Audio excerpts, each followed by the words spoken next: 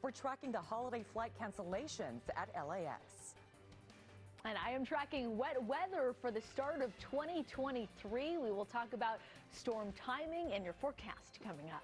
And local police officers are teaming up with the LA Kings, how they're bringing joy to kids in need.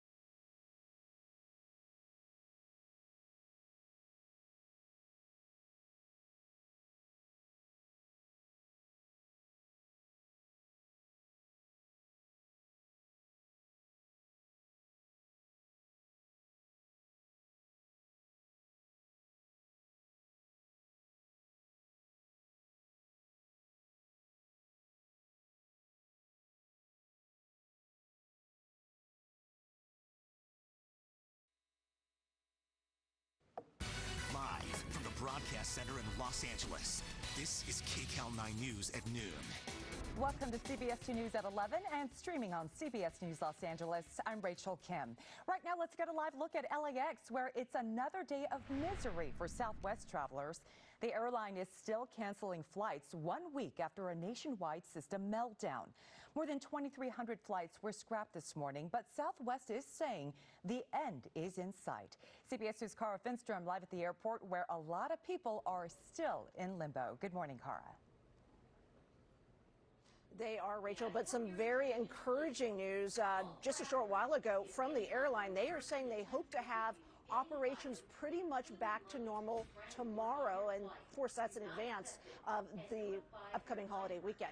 However, they're still going to have to deal with this, all of the fallout from this travel meltdown, all these bags that need to be reunited with passengers. Check out what a CBS crew caught in Chicago.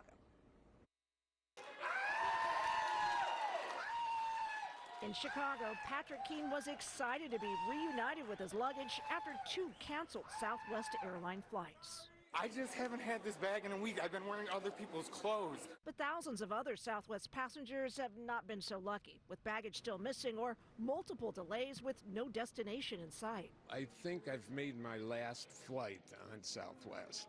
Southwest Airlines scrapped thousands more flights today, so what exactly is going wrong?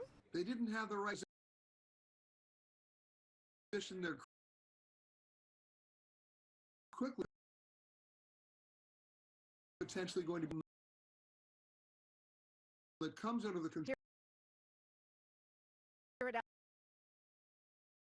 for a big first birthday. They've been anxious for days since more than 60% of the airline's flights have been scrubbed, but it looks like they just hit the Southwest plane lottery. We have everything booked, the party and the venue, so we didn't want anything bad to happen. So again, the good news is a lot more folks may have successful travel this upcoming holiday weekend.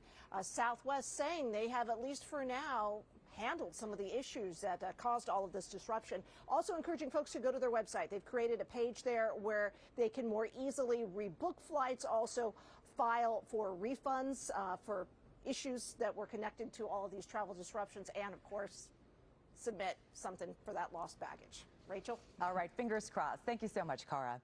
Well, this morning it's a little cool and rainy in some spots, and there is more on the way. Meteorologist Alex Biston tracking it all in our next weather first forecast. How's it looking, Alex? Hi, Rachel. Good morning to you. I know some areas picked up a little bit of light rain this morning. Otherwise, most of that rain now moving out toward the east. Look for a cloudy day today.